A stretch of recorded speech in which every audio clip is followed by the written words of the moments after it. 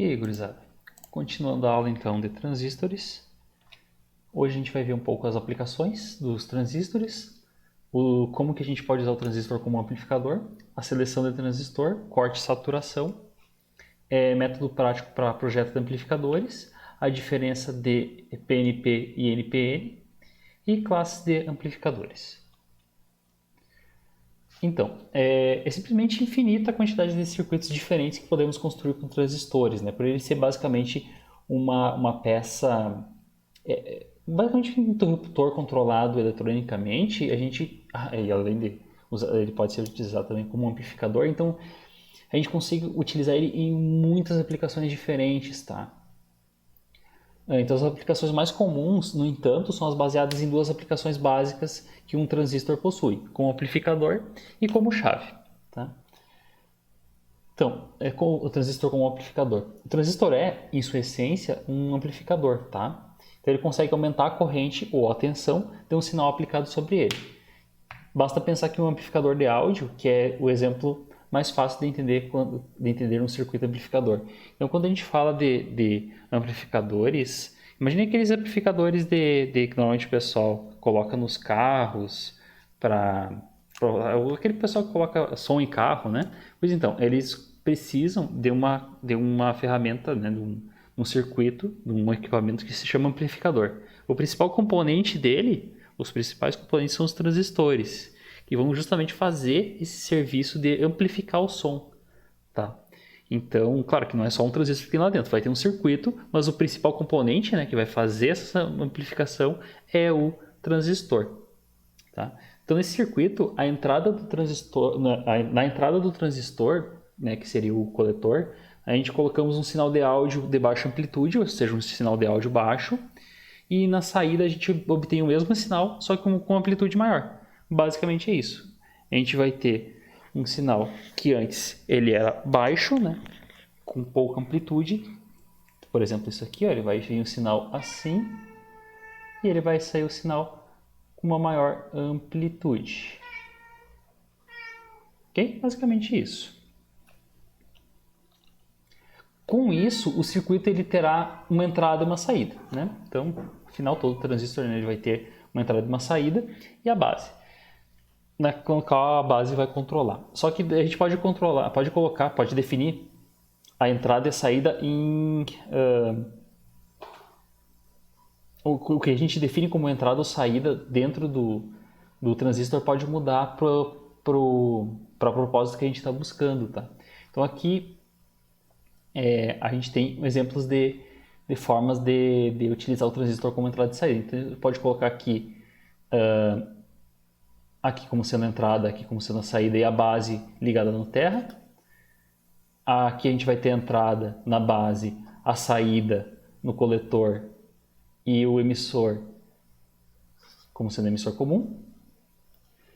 E a entrada, nesse caso aqui a entrada vai ser pela base, a saída pelo coletor, só que esse aqui é um transistor diferente, né? Esse aqui é o NPN, bom, acho que não sei se eu falei já, o NPN, e aqui vai ser um PNP, tá? Então muda o propósito de acordo com o que a gente utiliza como entrada e como saída, tá? Então, em um amplificador é através da alimentação corrente contínua do transistor, também chamado de polarização ou bias, que ele é capaz de fazer a mágica da amplificação. Obviamente, se o transistor não fosse alimentado por uma fonte de alimentação, ele não teria como funcionar, ou seja, amplificar o sinal. Na realidade, o transistor ele vai usar a tensão da fonte para aumentar a tensão dada para ele amplificar, né? Então ele vai transformar aquela tensão da fonte e amplificar aquele sinal.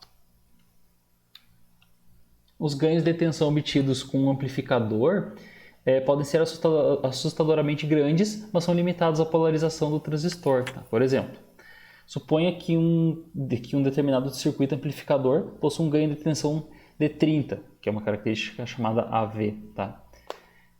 Isso significa que o circuito é capaz de colocar em sua saída um sinal 30 vezes maior do que o sinal que foi aplicado em sua entrada. Tá? Então ele consegue aumentar muito o ganho, né, aumentar muito a amplificação de um sinal que foi enviado para ele. Se for aplicado um sinal com uma tensão de pico, ou tensão, né, de pico a pico, de 100 milivolts, na saída teremos um sinal de pico a pico de 3 volts. Simples assim. Ah, professor, como assim 100? É que é 100 milivolts, né? 100 milivolts a gente vai ter um sinal de 3 volts. Porém, se aplicar um sinal de 1 volt na entrada desse circuito, pode ser que não se obtenha na saída um sinal de 30 volts. Pô, professor, mas não é 30 vezes? É, mas né, lembre-se que qualquer circuito, qualquer componente, ele vai consumir alguma energia, né? Então, se o circuito for alimentado por 12 volts, por exemplo, você já não tem como ter na saída do transistor uma tensão acima de 12 volts, já que é essa tensão que está sendo utilizada na alimentação do transistor. Tá? Então, enfim, tu precisa alimentar aquele componente, então não tem como... Não é mágica, né? Ou seja, não é mágica envolvida. O transistor ele vai amplificar um sinal entregue a ele dentro de um limite e limitado a sua polarização. Então, para que você entenda melhor o funcionamento de um transistor, sendo usado como amplificador, nada melhor do que analisarmos rapidamente um circuito de amplificador de áudio típico que utiliza a configuração emissor comum. Qual a configuração emissor comum? É essa configuração aqui, tá?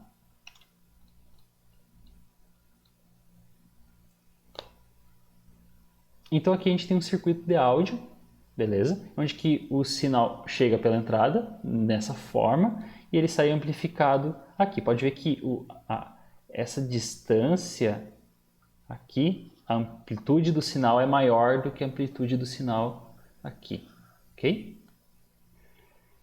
Então, o que a gente tem aqui? Nós temos a entrada do sinal, a saída do sinal, nós temos um resistor.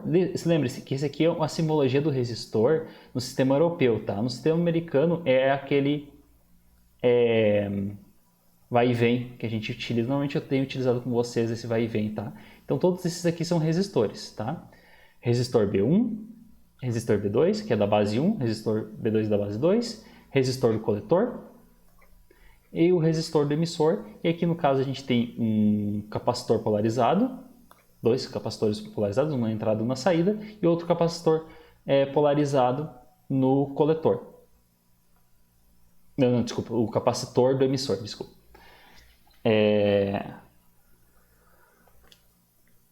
Então, o que esse circuito vai fazer basicamente, vai pegar esse sinal de áudio que vem na entrada e vai emitir ele na saída com a sua amplitude amplificada. Lembrando que aqui vai ser uma corrente, uma tensão da corrente contínua, e aqui nós temos os terra, tá? Ou seja, basicamente aqui seria o positivo e o negativo da pilha, fonte de energia, qualquer coisa que vocês estejam utilizando como fonte de energia. E o meu gato tá miando. Transistor como amplificador. Note que, como citamos na tabela da aula passada, que é justamente esta aqui, né?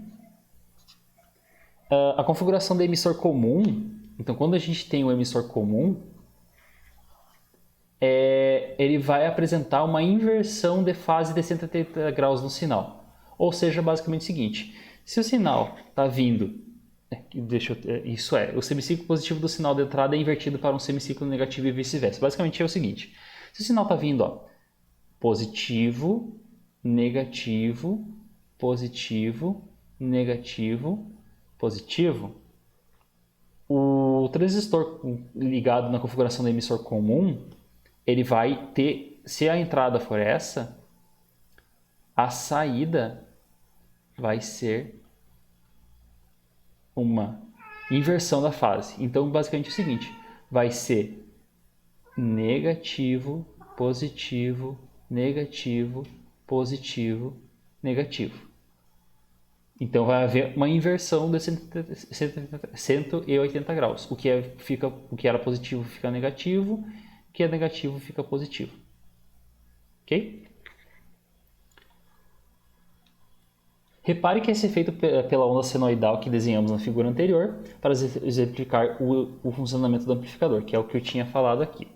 Uma coisa que a gente pode notar são essas duas ondas senoidais aqui.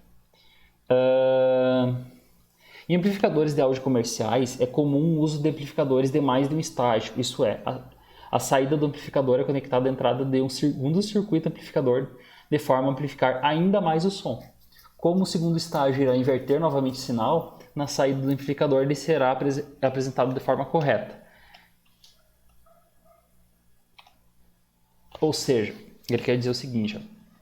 Vamos lá, eu tenho esse circuito amplificador aqui que vai pegar esse sinal e converter neste aqui, tá? Que é um sinal igual, só que invertido a sua polaridade, ou seja, que é positivo fica negativo, e amplificado.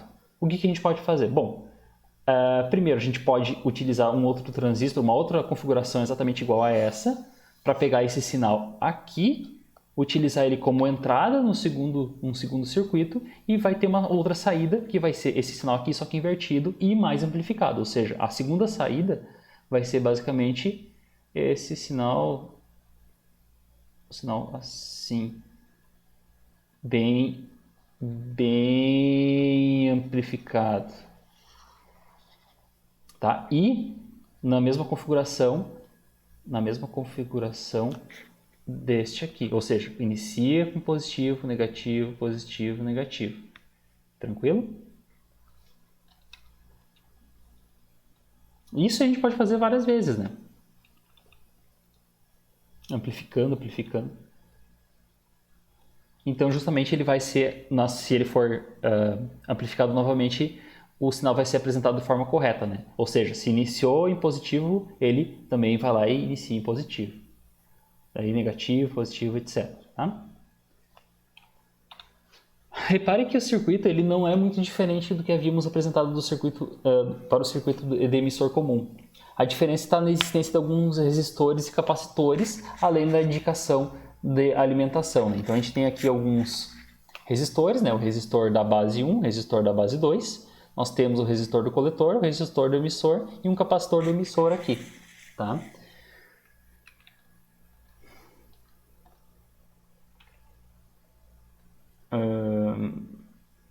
Então, os resistores servem para polarizar o transistor, isso é, aplicar valores de tensão contínuas apropriadas para que o transistor opere conforme foi calculado no projeto do circuito.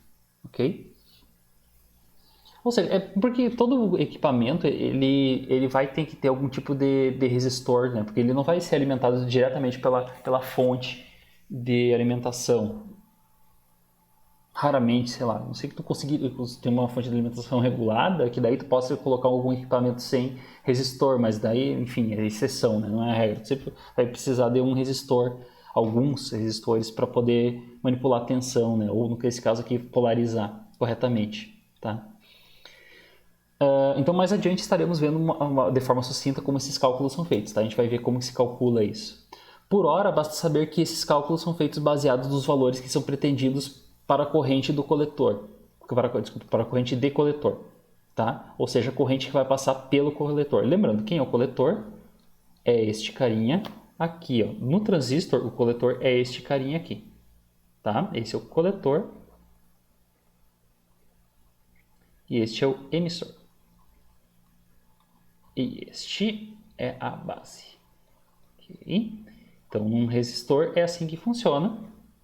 Então, a corrente... Lembrando, e cada perninha disso aqui ela tem um limite de corrente, um limite de tensão que ela pode operar, tá? E esses valores mudam de transistor para transistor. Então, justamente vocês têm que dimensionar de acordo com o equipamento que vocês forem construir. Então, aqui esse é o IC, que é a corrente máxima do coletor.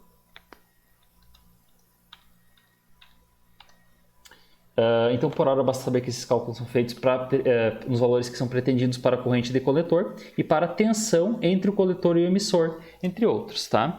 Então, no caso aqui, a tensão entre o coletor e o emissor. Então, vocês sabem, né, que para a gente...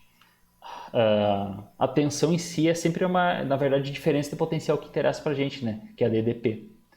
O que importa é sempre a DDP, a diferença de potencial entre dois pontos. Então, a diferença de potencial, ou VCE, a diferença de potencial entre o coletor DC e o E de emissor, então a diferença desse ponto até esse ponto aqui, eu tenho um valor máximo que ele suporta. Né? Se for maior que isso, ele vai queimar. Vai começar a passar corrente, né? vai estragar o componente. Enfim. Já os capacitores utilizados na entrada e saída são capacitores de desacoplamento. Isso é, capacitores colocados de forma que só entre ou saia do circuito a tensão alternada. Tá? Então, professor, o senhor está misturando circuito corrente contínua com alternada? Mais ou menos. É que, na verdade... Então, a tensão... já vou explicar isso. Então, a tensão contínua do circuito, a tensão da fonte, ela vai ser bloqueada pelos capacitores. Com isso, a tensão da fonte não sai para o circuito que esteja na entrada do amplificador, ou seja, um aparelho DCD, por exemplo, nem para o circuito que esteja na saída do amplificador, que provavelmente seja um alto-falante, né? Ou seja, de um lado eu tenho o CD, que vai estar sendo lido pelo leitor, e esse sinal que está sendo lido pelo leitor é passado por esse circuito amplificador, que então ele é amplificado e enviado para o alto-falante. Né? Então eu não posso estragar nem o leitor nem o alto-falante com a corrente contínua, porque eles estão sendo alimentados por corrente alternada, e na verdade o próprio sinal do CD e do alto-falante ele vai ser transformado em sinais alternados, né? Em outras palavras, esses capacitores fazem com que a tensão de alimentação do circuito fique somente dentro do circuito, tá? Para a gente não mexer com... para justamente não misturar, né, as correntes. E o capacitor colocado no emissor do transistor, ele é chamado de capacitor bypass e serve para aumentar o ganho do circuito, tá? Basicamente isso. Eu queria falar alguma coisa disso aqui.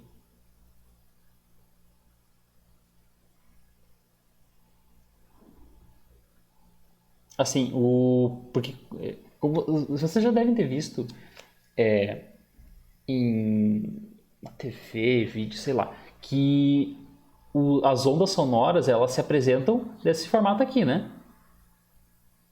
Ondas sonoras, quando vocês veem, eu quero ver alguém falando, por exemplo, uma gravação, um videozinho de alguém falando na TV, aí aparecem essas ondinhas aqui subindo e descendo quando a pessoa fala, né? Quanto mais forte ela fala, maior essa amplitude. Pois é esse tipo de sinal que é recebido aqui pela entrada, tá? Que é justamente esse sinal que está sendo amplificado. Tá? Ou seja, é o que a pessoa está falando, vamos dizer que aqui seja um microfone, aqui um alto-falante. É esse sinal que esse circuito amplificador está amplificando. É o sinal da voz da pessoa, daqui a pouco, um microfone aqui, ela falando, e sendo amplificado para o som. Seleção do transistor. Então lembre-se que, assim como todos os demais dispositivos semicondutores, os transistores possuem valores máximos, isso é, um valor máximo de corrente suportada e um valor máximo de tensão suportada. Né? Claro, porque afinal, se passar todo o componente, ele tem algum limite. Né? Um determinado modelo de transistor ele é escolhido de acordo com os valores pretendidos para o circuito, que eu tinha comentado antes. Se vocês vão trabalhar com maior corrente, tem que selecionar um transistor que suporte essa corrente. Por exemplo, se um circuito é calculado para ter uma corrente de coletor de 1 A, ou seja, corrente de coletor máxima lá, a IC, de 1 A, obviamente não poderemos usar um transistor que tem uma corrente máxima de coletor de 100 mA, né? Porque senão vai queimar. A mesma coisa que eu ter, essa é uma outra comparação. Eu tenho, sei lá, um carrinho que anda a 10 km por hora e eu quero botar ele a andar a 50 km por hora. O que vai acontecer? Ele vai se quebrar tudo, entendeu? Vai voar a roda para tudo que é lado. É esse tipo de coisa. A gente não pode colocar valores que o componente não suporte, né? Todo transistor ele possui vários gráficos em seu datasheet. Tá? Um deles é chamado curva característica, que pode ser usado para calcular e criar um circuito amplificador. Na figura a seguir, a gente vê um exemplo real da curva característica do transistor BC547, que é bastante utilizado no hobby, tá? Ou seja, para fazer brincadeiras, entre outras coisas. Tá? Esse aqui então é um gráfico comum que a gente vê nos transistores, ok?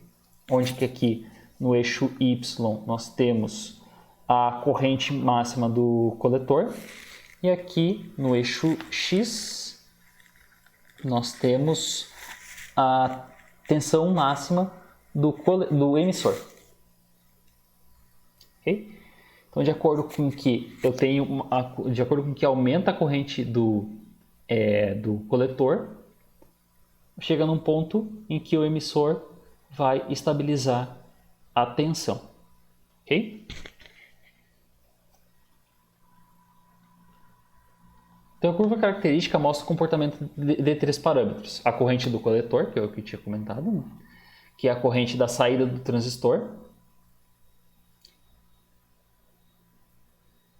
a corrente de base, que é o IB, que é a corrente de entrada do transistor, e a tensão entre o coletor e o emissor do transistor.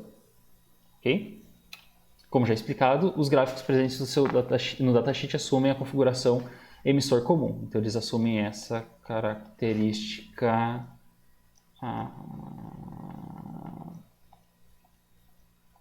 aqui.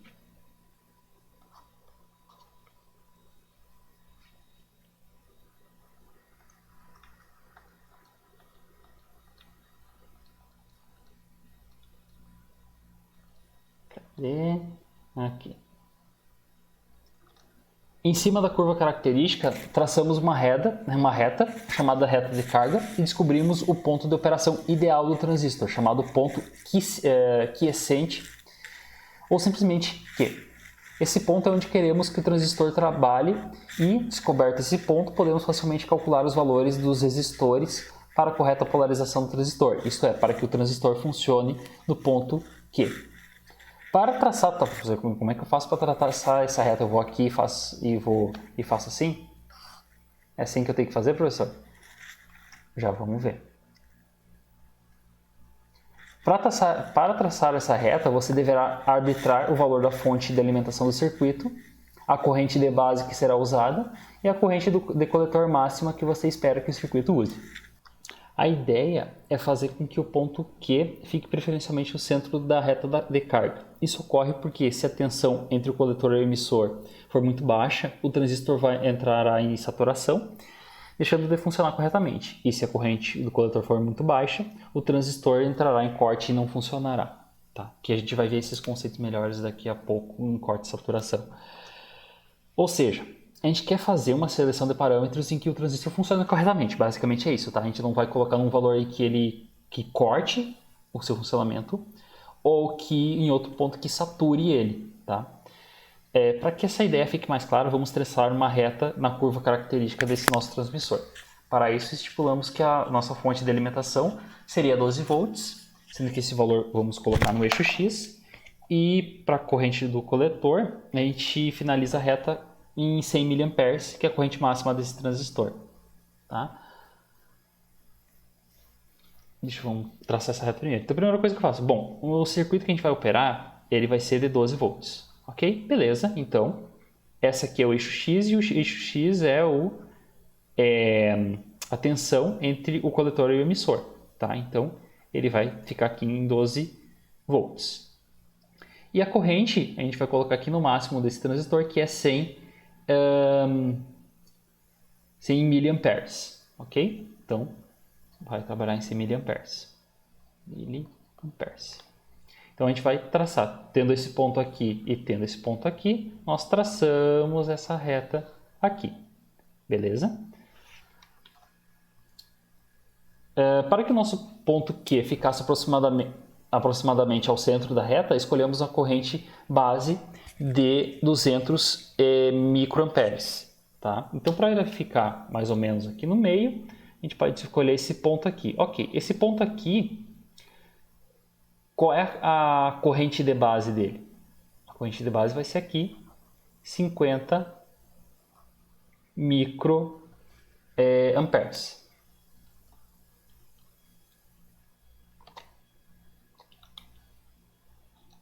Opa. Enquanto que a tensão entre o emissor e o coletor deverá ser aproximadamente 6 volts. Né? Basta seguir o ponto Q para achar esses valores. Né? Justamente, vai de novo. Vai ser 50 microamperes e 6 volts. Beleza? Então, Isso é para a seleção de um amplificador, né? Então a gente vai utilizar esse transistor nessas configurações. Então podemos montar amplificadores com mais estágios. Por exemplo, nesse nosso caso, a corrente de saída será de 50 mA, né? Que a gente viu, a saída dele vai ser esse valor aqui, 50 mA. Ok? Sendo que na entrada, vamos lá, a gente utilizou esse transistor que vai transformar 50 mA e vai fazer a amplitude dele, só que vai sair por ele 50 mA. Tá? Então a gente pode fazer o seguinte, a gente pode, se quiser, a gente pode criar mais um estágio em que a gente vai pegar esses 50 mA aqui e vai amplificar ele novamente. Ok? Então o que vai fazer? A entrada é 12 volts, só que agora a entrada de tensão vai ser 12 volts e a entrada de corrente vai ser 50 mA. Então daí eu posso utilizar outro transistor e fazer uma reta de configuração. No caso aqui ele vai sair 6 volts. Enfim, então na verdade aqui não é 12, daí no segundo caso, né? No segundo transistor vai ser 6 volts com 50 mA. Então eu utilizo um transistor específico para essas configurações e amplifico novamente esse sinal. Então poderíamos montar o segundo estágio, isso é um segundo amplificador, com a corrente de entrada de 50 mA para amplificar ainda mais o sinal. Obviamente o transistor a ser usado no segundo estágio provavelmente seria outro, né, mais potente. Há uma infinidade de tipos de amplificadores que podemos construir a partir desse circuito básico. A curva característica do transistor indica claramente o ganho de corrente, que é o beta, para esse circuito amplificador. Aplicando a fórmula do ganho de corrente, que vimos anteriormente, o ganho de corrente para esse circuito será de 250 vezes, né? Beta igual a 250. Professor, qual fórmula? Se lembra, o ganho da corrente lá na aula passada a gente tem a seguinte fórmula. O beta, que é o ganho de corrente, é igual a o delta da corrente do coletor dividido pelo delta da corrente da base, tá? Então nesse caso aqui a corrente do coletor vai ser, como a gente já viu, 50 mA. E a corrente da base vai ser, justamente como a gente vai escolher este ponto aqui, vai ser essa reta cinza aqui, reta não, esse ponto aqui, essa linha verdinha aqui, que a corrente da base vai ser igual a 200 microamperes, tá? Ou seja, vai ser igual o ganho vai ser igual a 50 miliamperes, que vai ser 0,05 dividido por 0,200 microamperes, vai ser 0,0002, tá? E isso vai ser igual a 250, ou seja, é a quantidade que ele vai amplificar. Então ele vai amplificar 250 vezes. Em outras palavras, em nosso circuito amplificador, irá amplificar uma corrente de entrada 250 vezes. Tá? Muito bem, corte e saturação. Se a corrente de base aplicada no transistor for muito baixa ou inexistente, ele entrará numa região chamada região de corte. Tá? Então, se a corrente que tiver passando pelo transistor, né,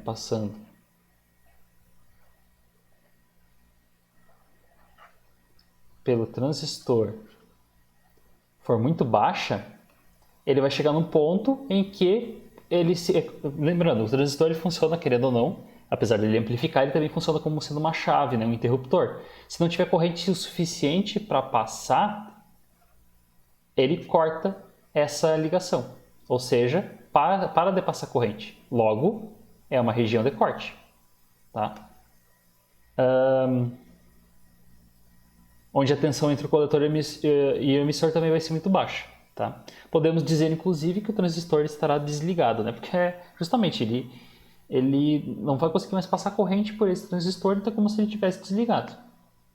Por outro lado, se a tensão entre o coletor e o emissor for muito baixa, se a tensão entre o coletor e o emissor, então a diferença de potencial entre esse ponto aqui e este ponto aqui, for muito baixa também, ele vai entrar numa região chamada região de saturação.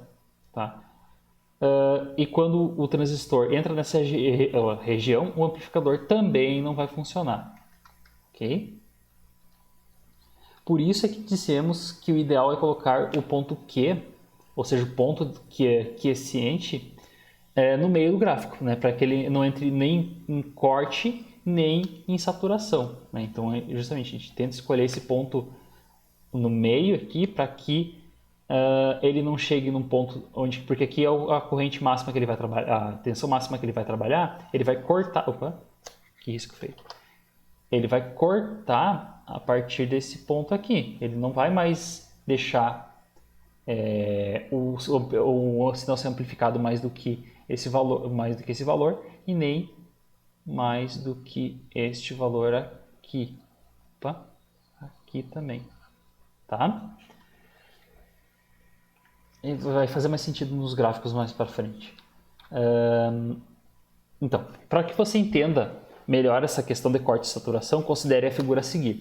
Nela temos um gráfico de como se comporta a saída do amplificador de acordo com a curva da carga traçada. Tá? Que é basicamente isso daqui. Então, olha só. A gente escolheu o ponto Q2 aqui como sendo o ponto mais central, né? Do ponto quiescente para a gente fazer a amplificação. Tá? Como a corrente IC não é contínua, porém alternada, então ela é uma corrente que vai ter esse comportamento aqui.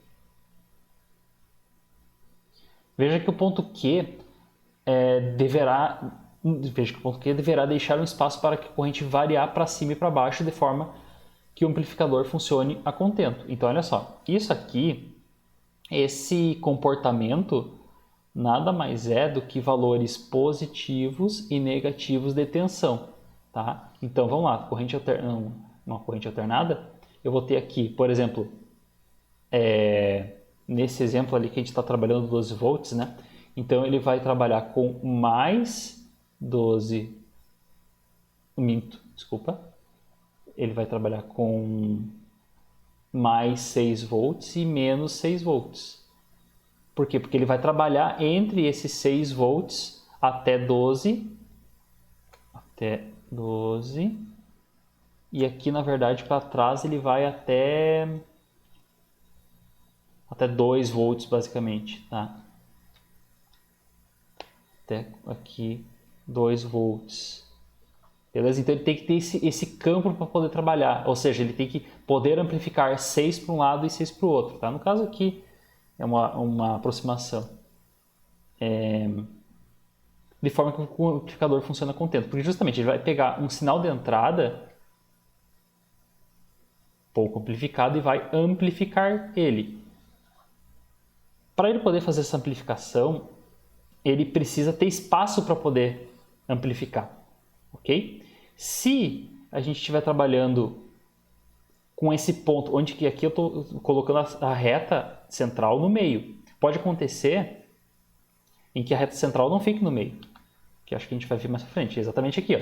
Se o ponto Q for definido muito alto e à esquerda, quando a corrente do coletor variar, possivelmente, porque ele vai variar, afinal é com a corrente alternada, né? Ela vai ter aquele comportamento, vai ter esse comportamento aqui, né? Possivelmente o transistor entrará na sua região de saturação, fazendo com que parte da forma de onda seja cortada da saída do transistor, como vemos na figura ao lado. Então, quando ele for tentar amplificar esse sinal aqui, ele não vai conseguir, porque chega numa região que a gente chama de região de saturação do transistor, logo ele vai cortar esse sinal. Ou seja, chega no limite dele, ele corta, né? Vai ter essa região de saturação e ele vai cortar e só depois que vai voltar. Já, se o ponto Q definido for muito baixo e à direita, quando a corrente do coletor variar, possivelmente o transistor entrará em sua região de corte, fazendo com que parte da onda seja cortada da saída do transistor, da mesma forma que ocorre na saturação, como vemos no gráfico da figura ao lado. Então, nesse caso aqui, a tensão entre o coletor e o emissor, né, ele vai variando de acordo com o tempo. Então, ele vai começar a emitir o sinal, só que vai chegar num ponto em que vai chegar o ponto em que a tensão é muito alta, no caso aqui a corrente é muito baixa, né? E vai chegar nesse ponto que ele não vai conseguir mais transmitir, né, amplificar o sinal. Então tem que ter espaço para ele poder realizar essa amplificação. Tá? Por isso que a gente seleciona o ponto mais central daquela reta que a gente traça. Tá? Tudo isso que falamos nos leva a um macete prático. O ideal é definirmos que a tensão entre o coletor e o emissor seja metade da tensão da alimentação do circuito amplificador. Tá? Então, se a gente está utilizando um circuito amplificador de 12 volts, então, de preferência, a gente vai definir a tensão entre o coletor e o emissor como sendo metade disso, logo 6 volts. Ah, mas eu estou usando uma alimentação de 24 volts. Então, qual que vai ser a tensão que eu vou utilizar? Metade de 24 é 12. Ah, eu estou utilizando uma tensão de 120. 120. Ah, qual que vai ser o ideal? 60. Ok? Metade do que está sendo utilizado da alimentação do circuito. Tá? Isso garantirá que o ponto quiescente ficará no centro do gráfico, evitando corte e saturação. Né? Justamente, a gente vai, dado que a gente tem que traçar essa reta aqui de acordo com a fonte que a gente vai trabalhar. Então, a fonte é 12 volts, então a gente marca aqui. Qual é a corrente? Beleza, 100 amperes, então, miliamperes, então daí a gente traça essa reta aqui. E aí a gente vai selecionar o ponto mais central. Ok? Para que justamente, porque a onda, ela vai fazer vai ter este comportamento aqui. Então ela tem que ter espaço para não bater aqui e não para não bater aqui também. Okay? Para que ela possa ser amplificada, né, sem haver nem corte nem saturação.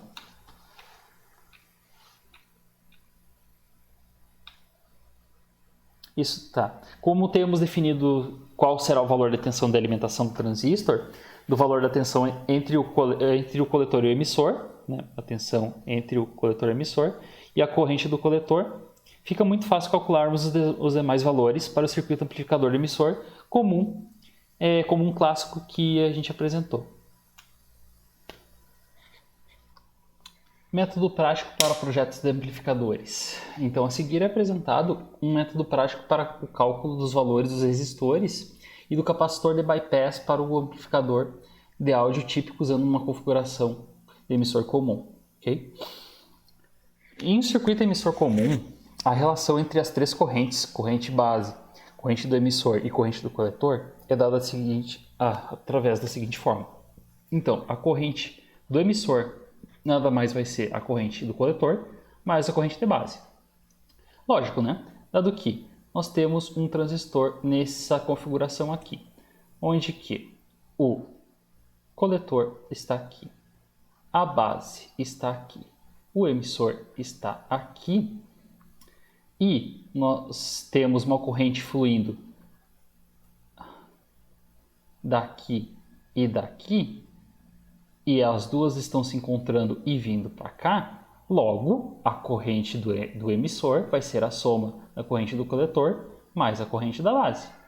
Se lembram quando a gente via lá na análise dos circuitos mesmo, da primeira lei de Ohm do início do semestre, no início do ano até, que a corrente total é igual à soma de cada corrente, I1 mais I2 mais I3 e assim por diante? Pois é, basicamente aqui é da mesma forma, tá? Como normalmente a corrente da base é muito baixa, sendo muito inferior ao valor das correntes de coletor e de emissor, a soma da corrente de base com a corrente do emissor não altera muito o resultado, tá? É normal, essa corrente da base aqui, normalmente, que vem aqui para a base, normalmente ela é uma corrente muito pequena, tá? Muito pequena mesmo.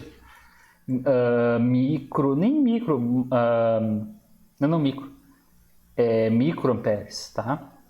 Não chega nem a miliamperes. Microamperes é o que vem dessa corrente aqui. Então, basicamente, a corrente do emissor não vai ser muita coisa diferente da corrente do coletor. Tá? Por isso, em cálculos práticos, podemos desconsiderar a corrente da base, IB, e podemos assumir que os valores das correntes de emissor e coletor são iguais. Beleza? O valor da tensão entre a base e o coletor, ou base e emissor, ele representa a queda de tensão de uma junção PN de silício, ou seja, podemos considerá-la como sendo 0,7 volts, que é justamente aquele valor do diodo, né? Porque justamente o diodo nada mais é do que uma junção PN de silício, né? Então, que vai ter a sua queda de tensão de mais ou menos 0,7 volts. Então, a diferença de potencial, né? A tensão entre a base e o emissor vai ser igual a basicamente a mesma diferença potencial entre a base e o coletor, que vai ser igual a 0,7 volt. Ok? Então, essa diferença. Aqui nós temos o lindo transistor. Aqui é a base, aqui é o coletor e aqui o emissor. Emissor, coletor e base. Então, a diferença de potencial deste ponto aqui até este ponto aqui é basicamente igual à diferença potencial deste ponto aqui até este ponto aqui. Ok? Base emissor, base coletor, que ambos é basicamente 0,7 volts. Ok? Porque basicamente eu tenho entre esse ponto aqui e esse ponto aqui uma junção PN e outra desse ponto aqui até esse ponto aqui eu tenho uma junção PN também. Tá? No método prático de projetos de amplificador de áudio de emissor comum, tá? Que é o que a gente viu lá, consideramos que a corrente que passa pelo resistor B1 e B2 é a mesma, já que a corrente de IB é desprezível e que ela vale 10% da corrente do coletor. Beleza? A tensão sobre o resistor do emissor consideramos que seja 10% da tensão da fonte. Okay? Aí a tensão entre o coletor e o emissor ele vai ser a metade da tensão da fonte. E com isso a tensão sobre o resistor do coletor será 40% da tensão da fonte, já que a tensão sobre o resistor do emissor é 10% da tensão da fonte.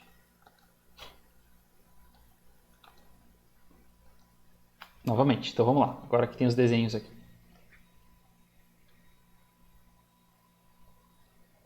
Lembrando, a corrente sobre a base é praticamente desprezível. Tá? Então a corrente que vem aqui para a base, a corrente praticamente é desprezível. Okay? Muito baixa. E que ela vale, vamos lá, 10% no máximo da corrente do coletor. Então a corrente que vem para cá é no máximo 10% da corrente que vem aqui para o coletor. Tá? Então aqui nós temos 90% da corrente vindo para cá. Ok?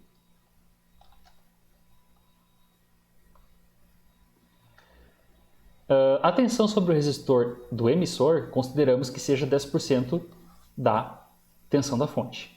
Ok? Então, no resistor do emissor vai ser 10% da fonte. Então, se a nossa fonte aqui, que nem naquele exemplo foi 12 volts, a tensão que está chegando aqui no resistor é 10%, ou seja, 1,2 volts. Okay? Que está caindo de tensão aqui nesse resistor. Opa! A tensão entre o coletor e o emissor ele vai ser metade da tensão da fonte e com isso a tensão sobre... Bom, vamos lá. Então a tensão entre o coletor e o emissor vai ser metade da fonte, então no caso é 12, aqui vai ser 6 volts. Okay? A diferença potencial entre esse ponto e este ponto vai ser 6 volts.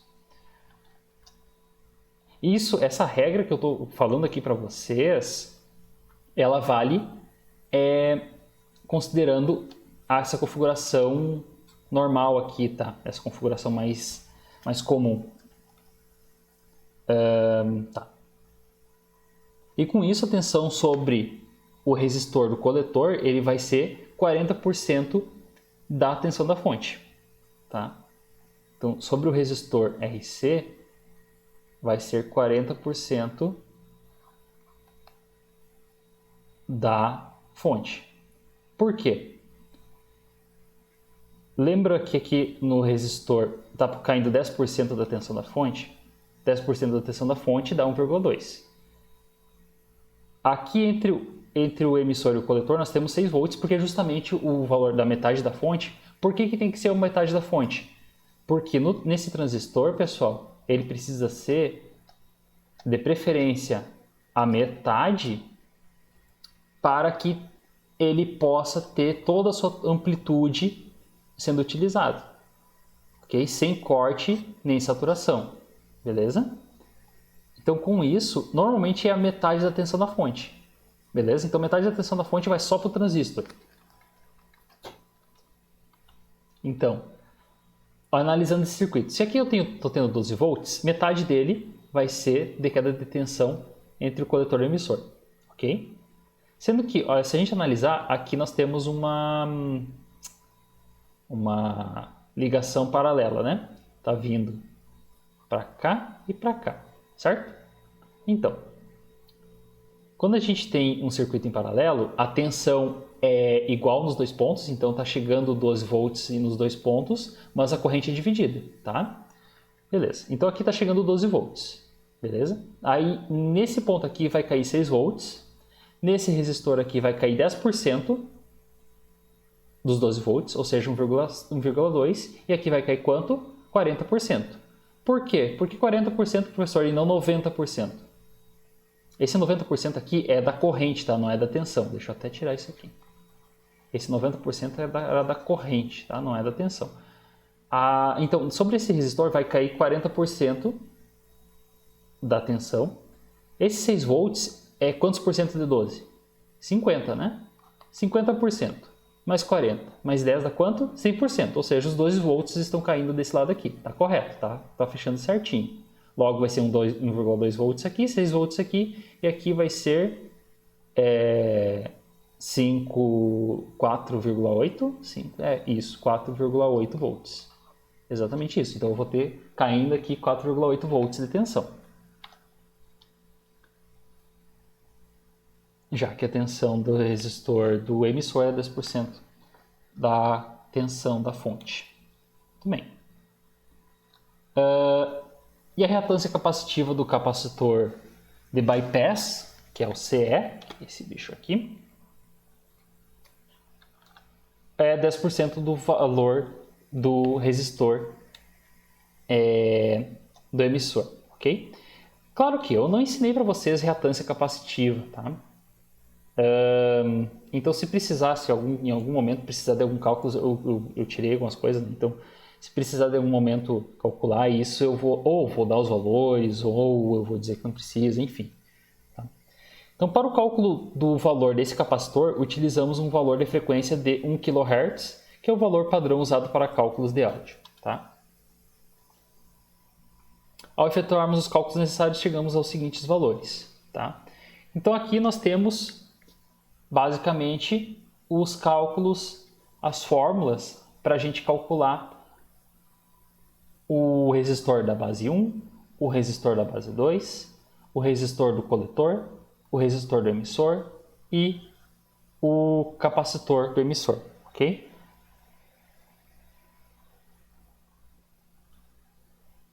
Muito bem.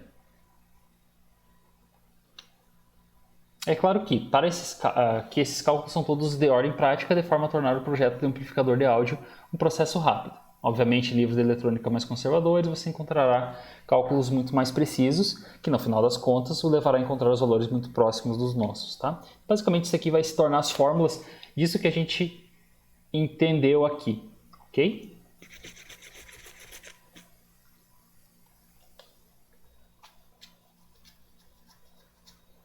Por exemplo, ó,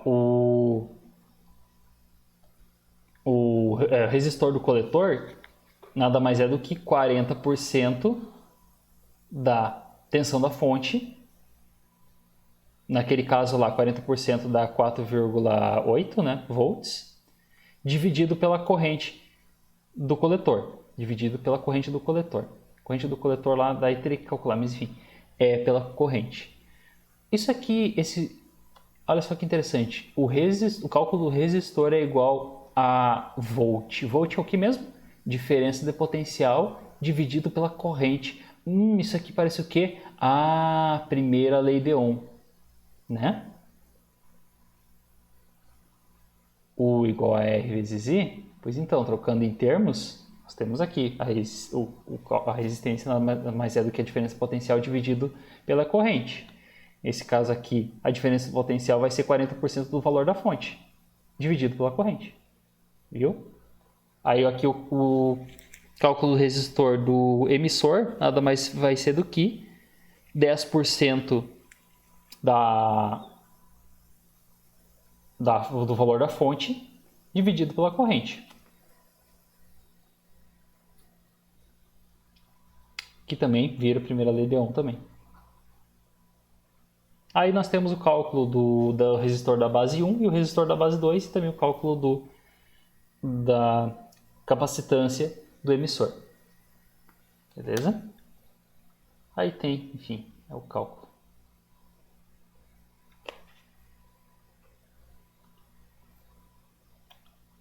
Lembrando aqui então, no caso do resistor da base 1, nada mais é do que nós vamos pegar 10% do valor da fonte, tirar esses 10% do valor da fonte e somar mais 0,7, que é o valor da queda de tensão aqui, desse ponto aqui até esse ponto aqui, né, que é 0,7 volts de queda de tensão. Isso a gente está calculando esse resistor aqui. Então a gente vai tirar 10% do valor da fonte e adicionar 0,7 e depois dividir isso pela corrente do coletor dividido por 10, ou seja, 10% da corrente que vem para o coletor. Então, lembrando, agora a corrente que eu estou falando, 10% da corrente vem para cá, da corrente vem para cá e 90% da corrente vem para cá, tá? Então, com isso a gente calcula o resistor da base 1, ok? Aí eu tenho o resistor base 2 aqui. Esse resistor da base 2 também ele vai continuar sendo 10% da corrente, porque afinal de contas, né, a corrente que vem para cá é a mesma que vem para cá também.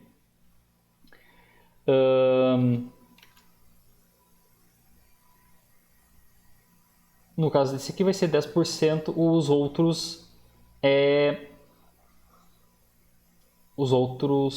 na verdade aqui vai ser 90% do valor da fonte e esse aqui vai ser 10% do valor da fonte,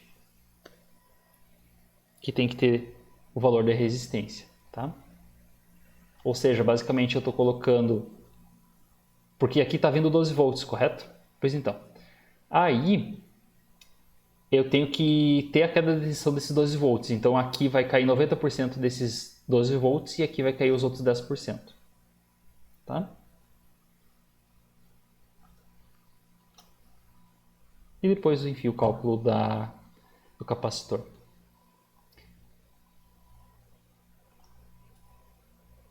Bom, vamos lá. Diferença entre os transistores PNP e NPN. Tá? Se você reparar, o tempo todo demos exemplos usando transistores bipolar do tipo NPN. Tá, e o transistor PNP? Qual é a diferença dele para o NPN? A diferença entre os transistores NPN e PNP é a polarização. A polarização do transistor PNP é invertida em relação ao transistor NPN. Isso é, onde temos a fonte de alimentação em um transistor NPN, teremos o terra no transistor PNP e vice-versa. Ou seja, se quisermos montar um circuito amplificador utilizando um transistor PNP em vez de um NPN, basta montar o mesmo circuito, porém onde está indicado terra no circuito passa a ser a fonte e vice-versa, que é basicamente inverter a polaridade do circuito, né? Porque afinal de contas, o transistor é formado por 3 partes, né? Aí pode ser um PNP, positivo, negativo, positivo, pode ser um NPN, que é negativo, positivo, negativo. Ok?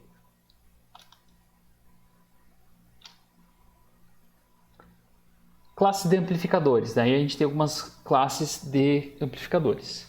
Eles podem ser organizados, né, e classificados dos seguintes tipos. A gente pode ter o classe A, que é o mais... que é o que a gente tem trabalhado até o momento agora também, que é o transistor. O transistor ele vai amplificar completamente a forma de onda amplificada em sua entrada, sendo o tipo de amplificador que vimos até agora.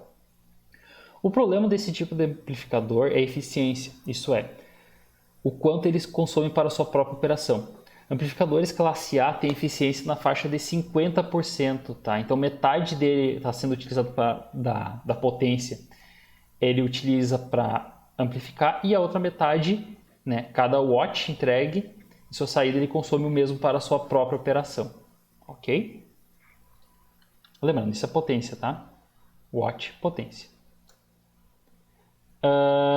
Classe B. Amplificadores classe B amplificam apenas uma porção positiva ou negativa da forma de onda original. Então, se eu tenho uma forma de onda original dessa forma aqui, ele só vai amplificar, por exemplo, só a parte positiva. Reto, positivo, positivo e assim por diante. Tá? Ou negativo, né? Poderia ser assim. No entanto, os dois amplificadores classe B podem ser usados em paralelo, um amplificando a parte positiva e outro amplificando a parte negativa do sinal original, que é uma configuração conhecida como push-pull. Tá? Vamos ver a figura a seguir. Nessa ilustração não desenhamos os resistores de polarização necessários. Ou seja, basicamente eu tenho esse sinal de entrada, daí eu tenho dois transistores de classe B, onde que o primeiro vai amplificar a porção positiva, e o segundo vai amplificar a porção negativa. Logo, eu tenho na saída a junção dos dois, eu tenho positivo mais negativo. Viram só? Continuação da classe B. Amplificadores dessa classe, eles apresentam maior eficiência, tá? Teoricamente até 78,5%. Ou seja, para cada watt entregue na saída, o amplificador consome 0,2739 watt para o seu funcionamento. Basicamente é o seguinte, ele consome 25% por volta, né, aproximadamente, 25% da potência para ele funcionar, ok? Então com isso eu ganho amplificação de forma mais eficiente do que os amplificadores de classe A, tá? O problema de amplificadores de classe B é que nem sempre dá para fazer com que os transistores casem os dois semiciclos de forma que foram amplificados perfeitamente, fazendo com que a saída não seja perfeita. Tá? Esse problema é conhecido como distorção de crossover, que é basicamente o seguinte, cara, se eles não foram alinhados corretamente, daqui a pouco é o seguinte, ele começa a sair o sinal positivo aqui, e antes de chegar no zero, na linha aqui zero, daqui a pouco já começa a entrar o sinal negativo aqui, e aí ele já começa, aí tu vai ter uma queda muito forte aqui para o negativo. Depois uma queda, uma subida muito forte para o positivo. Eles vão se interlaçar. Na verdade, o que vai acontecer é o seguinte, é que os picos, a gente não vai ter picos maiores, vão ser menor, a amplificação dele vai ser menor, inclusive. Tá? Não vai ser uma saída tão amplificada também.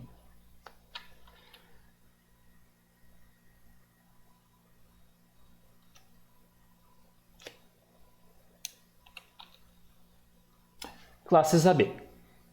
Então, amplificadores classe AB corrigem o problema de distorção de crossover dos amplificadores de push-pull, que é os classe B, né? Fazendo com que os transistores eles fiquem ligados por um pouco mais de tempo, fazendo com que o casamento das duas porções do sinal, positiva e negativa, seja perfeito. Né? Então, o classe AB ele corrige esse problema de intersecção aqui. Tá? Esses amplificadores apresentam eficiência um pouco inferior aos amplificadores classe B, já que cada transistor precisa também amplificar um pouco do semiciclo oposto, que a gente vai configurar a seguir, porém bem acima dos amplificadores classe A. Então eles corrigem o problema do classe B com maior eficiência do que o classe A. Então ele vai fazer o seguinte, ele pega esse sinal de entrada e ao invés dele colocar aqui a reta de zero em cima do valor zero, ele amplifica um pouco mais no outro sinal, no sinal contrário. No negativo ele amplifica no positivo e no positivo ele amplifica um pouco mais no negativo. Com isso ele vai fazer a interseção dos sinais e vai gerar uma saída casada, né? Uma saída correta. Ok?